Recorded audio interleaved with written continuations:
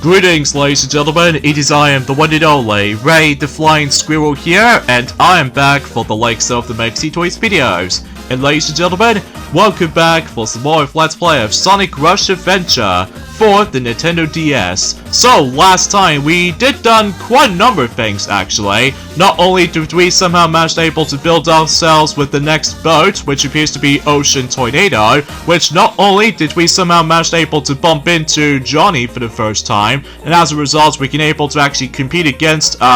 Johnny in a one-on-one race, and as a result, not only did we somehow manage able to did the first race against with Johnny, and as a result, we did somehow claim the first Chaos Emerald, and on top of that, we did somehow manage able to explore into the first Hidden Island, so as a result, we did somehow tackle through Hidden Island 1, so naturally speaking, it was about the fact that as soon as we were able to done with that level, we ended up in the journey forms within the next zone in the game, which appears to be Coral Cave. So, despite the fact that that was actually quite a rough performance during the forms within Act 1's case, because obviously that was about the fact that we ended up getting the first C rank so far, but don't worry though,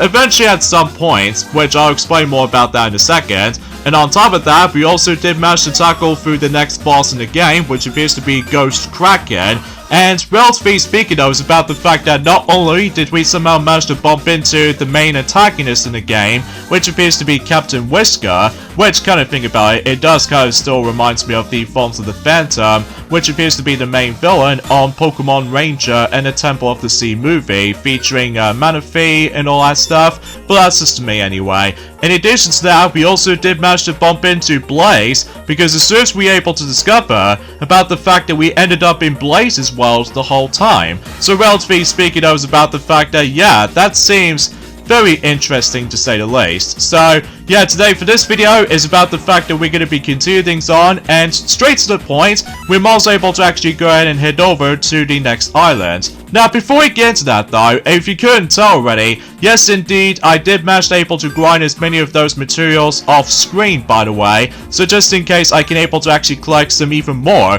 not only certain materials, but it's also the amount of rings. Like, for instance, in order able to build the radio tower, we need to collect 5 green material alongside with 5 bronze materials, and of course, 1,000 rings. So, thankfully, we've actually got enough, because like I said before, I did manage able to collect certain amount of materials off screen, so just in case I don't able to make the entire Let's Play dragged on a bit, especially concerning for the fact that, well, let's just say much like the forms of how it does it in our, let's just say our Let's Play of Sonic Unleashed for the Xbox 360 / PlayStation 3 or something, that basically though, in order able to progress, you do need to collect a certain amount of not only sun medals, but as well as moon medals as well, in order able to progress in journey forms of certain stages, as well as plot progression. So anyway, a few things I want to talk about is about the fact that, well, today's date of course there is the 8th of July today, in some cases in 2024 today. Which, as far as I'm aware, I believe we've only got about 18 more days to go until the Paris 2024 Summer Olympics is about to start, to be more specifically with the opening ceremony. So because of that though, still it's a shame about the fact that there's no new Mario and Sonic at the Olympic Games installment based off on the Paris 2024 Olympics, sadly. I mean, honestly though, I'm gonna be perfectly fine without it, especially concerning for the fact that, let's just say, 6 installments is quite enough when it comes to the forms of the Mario and Sonic at the Olympic Games franchise, as far as I'm aware. Well, that's just clearly because, well, relatively speaking though, so far anyway, we actually got 6 console games and 4 handheld games. I'm pretty sure that's what I was going to be thinking about, so as a result, yeah, that's as far as I can try to say about that. So, anyways though, and there's also another thing it's worth noting for, if you already know this already, that recently, Coco Bandicoot, she recently decided able to tackle through the next WarioWare game, which appears to be WarioWare Move It, which is by far is the latest one in the series when it comes to the WarioWare games. So, and as a result, no matter what though, I don't really know if we decide able to go back onto the Wario Land series of games at this point. I mean, after all, we've basically almost done every single 2D Wario Land games, or 2D Wario games I should say, because we've only got one game left so far, and that's of course Wario Land The Shake Dimension, or Wario Land Shake It for those of you who lived in North America. But like we said this before, is about the fact that unfortunately though, that particular playthrough will be delayed, enduring at some point until next year in 2025, if God knows about the fact that if Nintendo decides able to release the next one, for let's just say on the Switch successor, I'm pretty sure, because as far as I'm aware is about the fact that, well, let's get into the forms of the next topic at this point, and that's what appears to be about the fact that I really love about the fact that when it comes to the forms of Metroid Prime 4, they did somehow manage to able to get ourselves a brand new logo has been revealed for Metroid Prime 4 Beyond, and as a result, it looks very similar to the forms of how it does it not only for Metroid Prime 1, but as well as Metroid Prime 2 Echoes, but it's also with the forms of maybe Metroid Prime 3 Corruption, especially concerning for the fact that obviously though we got ourselves a familiar Prime small text with a number, and as a result it looks very recognizable for what I've remembered anyway. And on top of all that stuff though, ever since technically speaking, when it comes to Metroid Samus Returns alongside with Metroid Dread, and even to be more specifically, Metroid Prime Remastered, that the Metroid logo is actually a lot more newer than the forms of how it does it back in E3 2017 version, because as far as I'm usually concerned, that while looking back on it though, it feels very weird when it comes to able to look back on the forms of an E3 2017 logo of Metroid Prime 4, because I'm almost assuming about the fact that they'll try to keep the forms of that familiar logo brand of Metroid Prime back in the day, that is, and as a result it gets like a ginormous 4, whilst every nowadays in Journey forms of in this year, alongside with probably 2025, for the sake of the forms of how in fact what the actual date has been confirmed, for the sake of the forms of releasing Metroid Prime 4 Beyond, and as a result about the fact that no matter what though, we're now going to be going on to the forms of a brand new logo brand for the sake of Metroid series. So, I don't mind about it, especially concerning for the fact that I know for the fact that until when it gets to the point until next year, it will be gem-packed full of hypeness is going to be involved, ranging from the likes of the upcoming huge games, ranging between Grand Theft Auto 6, and of course Metroid Prime 4 Beyond, and much more. So hopefully we'll talk more about the forms of some huge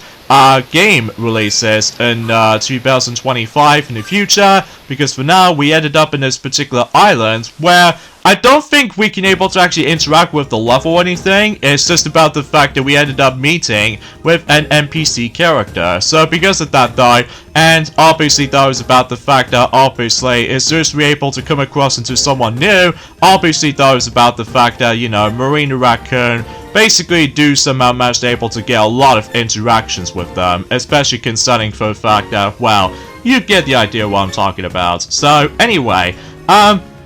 there's also another thing that's worth noting for, is about the fact, did you guys know about the fact that ever since in about a couple of months ago, that a lot of people seem to get sick of the forms of Nintendo leaks and rumors? Well, suffice to say, it looked like about the fact that Nintendo leakers are now officially dead. So because of that though, it all started in Journey Forms of in 2022, strangely enough. And as far as I'm aware, Journey Forms of in 2022, alongside with 2023, and maybe a little bit in 2024, my god, the Nintendo leakers keeps on popping out like nothing else. And it looks like, suffice to say, is about the fact that it may look like that indeed Nintendo leakers are now officially been over. So because of that though, I really appreciate about this, I have to be honest here, especially concerning for the fact that if I was gonna be basically excited for some aspects, and as a result no matter what though is about the fact that I always get myself like, I know it was fake, enjoying the forms of specific information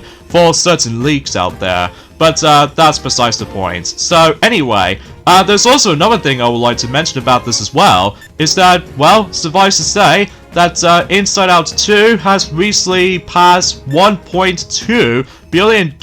in the box office department, and as a result, it was just in 3 weeks. So as a result, this is one of these fastest growing films of all time when it comes to films in the box office department, which I think is actually pretty good, especially considering for the fact that, well, suffice to say that, you know, Pixar is finally back after that particular washed out box office performance in the past few years, ever since in 2020 all the way up to 2023, because as far as I'm aware, because of the forms of the pandemic and a lot of emphasis on the forms of Disney Plus subscription services and you name the rest. So anyway, so that pretty much does it for that particular island over there that we didn't exactly interact with, aside from the fact that meeting up with the forms of that particular characters that we did somehow manage able to take him in journey forms within Southern Island, and now we're going to be going into the next proper island that we can now explore into. But again, in order able to make our way towards the next island, be sure about the fact that we don't able to come across into shallow bits, because if we dare manage to stumble across into shallow bits with the ocean tornado, obviously though we have to try this particular experience again. So, and as far as I'm aware, it'll pretty much lead us to the next zone, I'm pretty sure. And since no matter what though, it's about the fact that during the course of the past 3 zones, ranging between Plant Kingdom, Machine Labyrinth, and Coral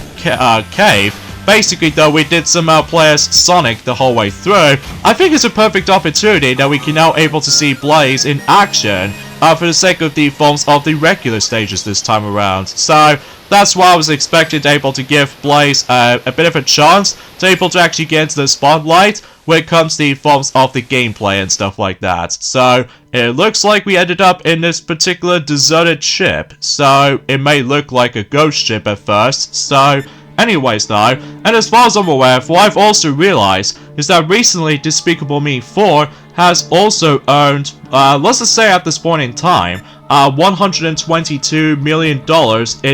in 5 days, which the budget for the film was actually $100 million. So at least it's okay, I guess, especially concerning for the fact that, again, I'm not a huge fan of the films of the Despicable Me film series for that matter, to me though, but that's just me. Although, as far as I can definitely tell right from the start as well, that it may look like, if I recall correctly, that it may look like that Inside Out 2 has recently trumped the films of Minions when it comes to the box office department, when it comes to the highest grossing animated films. So, that seems pretty good to me anyway, especially concerning for the fact that, well, I will admit though right away, is about the fact that when it comes to the 2015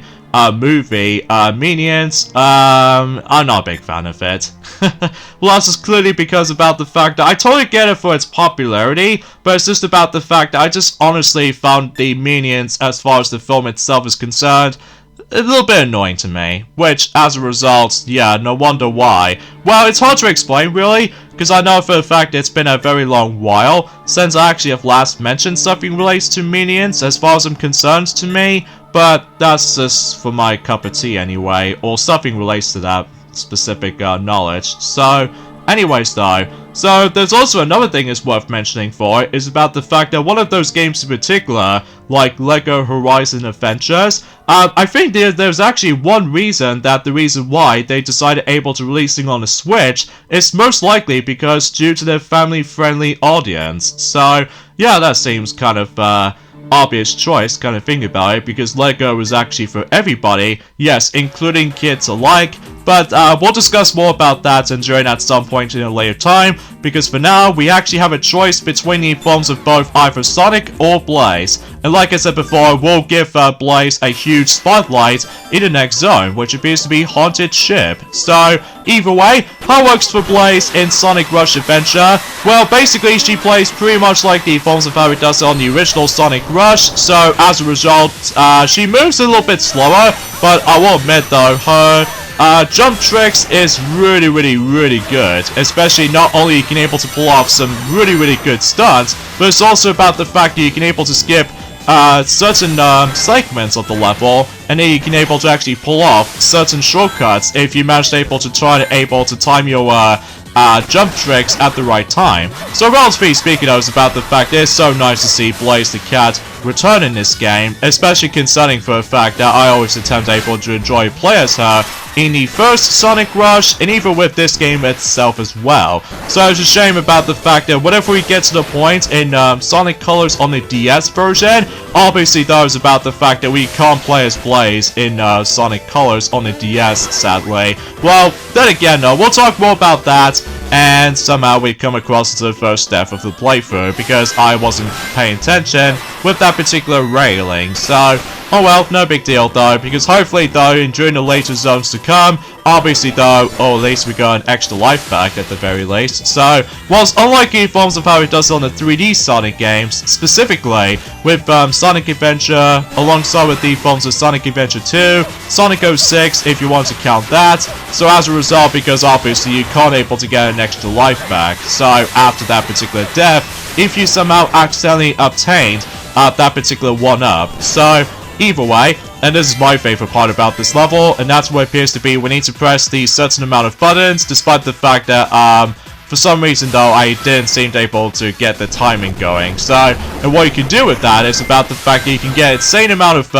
combos if you're trying to able to actually press the corresponding buttons on screen. So naturally speaking, I was about the fact that if you mess up at one point, obviously though, your chain reaction will be gone. So, either way though, that's what I can really think about it. So,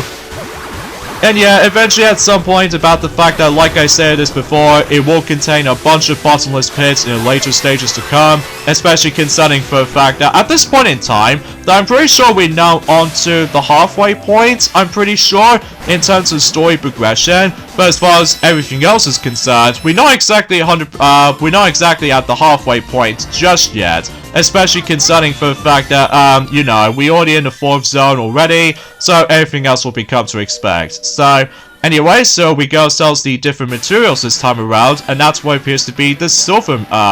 materials. So, and so far so good, we did somehow get ourselves our glorious, well, let's just say an A rank, because I'm almost assuming about the fact that we expect able to get ourselves the glorious S rank on Act 1, but oh well, beggars can't be choosers, I guess, especially because, again, if I will admit though right away, if there was any one point or another that if we decided able to grind as many of those materials as we possibly could, like I said before, I will able to grind those materials off screen, so just to ensure for the fact I don't want to show you guys the exact same levels again, but with different stimulations as well as different performances when it comes to able to realizing about the fact that there was going to be at one point that I will try to able to actually upgrade certain ranks, depending on what stage I go into, including boss fights as well, especially concerning for the fact that obviously though, if I ended up missing quite a few materials as well as the forms of certain rings every once in a while. Obviously though, like I said, I will try to able to actually grind as many of those materials and rings as well. So either way, that's as far as I can try to able to expect for this point. So anyway, there's also another thing that's worth noting for as well, that we got ourselves the first teaser trailer, or a teaser preview, for the upcoming animated short, which appears to be by the forms of Sonic Cross Shadow Generations Dark Beginnings. And I will say, I was very excited about the forms of this particular animated short that is most likely focusing on Shadow's perspective, and as far as I'm usually concerned, not only does it show us Maria, which, by the way, fun fact, is about the fact that when it comes to the voice actor for Maria, Robotnik, in Journey Forms that particular Dark Beginnings animated short, that as far as I'm aware, that Maria will be voiced by Stephanie Steph, I think is what it says anyway. I apologize for that particular mispronunciation of that particular last name, but either way, she also did the voice of Xena. That it was from Sonic Lost World. So yeah, that's actually quite interesting. So, and speaking of something interesting though, what I've also discovered about the fact that for those who've lived in Japan, for specifically if you're trying to able to go out for having McDonald's, well, it wasn't until when it gets to the point until the 12th of July, so that's on Friday, basically what happens is that the Super Nintendo World toys will be coming to the Japanese McDonald's locations. So Quite interesting though, especially considering for the fact that certain toys were actually based off from Super Nintendo World that it does manage to contain, like a Mario Kart thing, as well as the Princess Peach thing, and there's also with the forms of, I would say, a warp pipe entrance or something, and there's also Chef Toad one, and as well as that, there's also the Donkey Kong minecart, because I can totally see why that particular toy exists. It's most likely because, you know, the Donkey Kong Country attraction will be coming on Universal Studios in Japan on the Super Nintendo World. And finally, there's also the power-up band as well, which I'm not exactly sure what that does exactly, but I'll find out more about that and join at some point until in the midway portion of July. So yeah, and back as what I was saying about the forms of Sonic Cross Shadow Generations Dark Beginnings, you know, that particular preview I was on about. Not only does it show us Maria, but also out of nowhere, we're able to actually get ourselves a grand return of the forms that existed character ever since in Sonic Battle, and that's what appears to be Emerald or Gizoid. So yeah, that's actually quite interesting, all things considered. But then again, I was really looking forward to see how that's gonna turn out, and as far as I'm aware, it did somehow reveal the actual poster for that particular Dark Beginnings, and as a result, not only does it feature you know, Maria, alongside with the forms of, let's just say, with the forms of, Emerald or Gizoid, but also Rouge and E123 Omega will also be featured on there as well. So I'm very curious to know of what's going on. And as far as I'm aware, it will feature 3 episodes as far as I'm aware, so we shall see what happens to see how that's going to be represented for. So anyways though, here's the next boss in the game, which appears to be Ghost Pirate. And this particular boss is actually very, very easy. Well, assuming of course about the fact that you might risk yourself able to get hit a lot. Well, that's clearly because I was trying to beat him as fast as humanly possible. So basically though, in order to deal with this boss fight right here, is that I need to keep on attacking his heart. Because otherwise, if you keep on attacking his heart, obviously though is about the fact that you're just able to actually just keep on attacking the heart, and that's all there is to really think about it. Although of course every once in a while though you do need to dodge the actual Ghost Pirate himself, and then as soon as you reach the final stretch of this fight, obviously though you have to chase after the actual heart, because obviously though the heart is his weak point. So either way, that pretty much does it for Ghost Pirate. So yeah, I pretty much managed to beat him in the quickest time imaginable, but I was so close to get myself my glorious S rank, if only because, well, I didn't collect all of these rings in the entire battle, but oh well. So yeah, basically that was about the fact that, like I said before, that getting the S rank in specific stages, that you do need to get like 100,000 points to get an S rank, which it was quite tricky though to me though, but I digress. And getting the S rank on boss fights though, you need to reach for about 50,000 points. So yeah, that's as far as I was expecting. So, and there we go. That pretty much does it for Haunted Ship. It's actually kind of a fun level. So, despite the fact I accidentally died in Journey Forms of the first act, well, that's just clearly because I didn't pay attention to the forms of the rail grinding earlier. So, oh well though, because thankfully though is about the fact that, well, getting extra lives is kind of easy. So either way though, I was able to explain about the forms of another thing I would like to point out. Although there's technically one last thing I wanted to mention about, and that's what appears to be about the fact that ever since in 4 days ago, that seems to be more specifically, we're about to be getting not 1, not 2, but 7 classic games specifically released on the Nintendo Entertainment System for the Nintendo Switch Online members. So those games are Urban Champion, Golf, oh god, Donkey Kong Jr. Math exists. And as well as that, there's also Mech Rider, The Mystery of Atlantis, which I think is actually the Japanese exclusive game on the Famicom, and there's also Solar Jetman, and finally Cobra Triangle. So yeah, kind of an interesting selection, I should say, especially concerning for the fact that I was assuming about the fact that they're trying to able to actually bring more games to the Nintendo 64, alongside with the forms of Game Boy Advance to the NSO expansion or something. But there was also technically another thing I want to mention about, and that's what appears to be about the fact that F-Zero 99 has recently got version 1.4.0, which naturally contains quite a number of things, ranging from festival event tracks,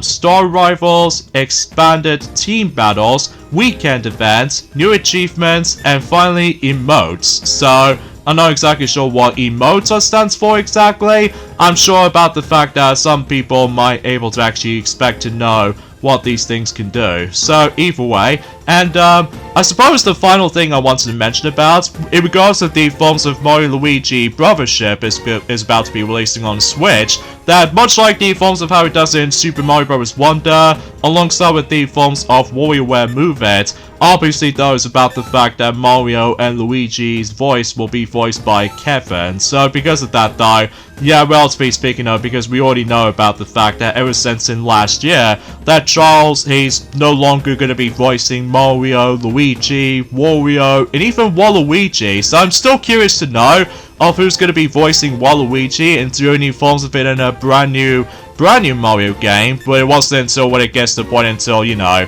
the future years to come. But that particular topic can wait. So I apologize for my commentary, because it's a little bit iffy at some form or another, but that's as far as I can try to able to explain about these things. So with that being said, folks, is that we're getting endings off this point right here. So join us next time for more of Let's Play of Sonic Rush Adventure. It's that we're going to be exploring into the next island, but we need to make on another ship. So I'll see you guys until on Wednesday. Later, fellas.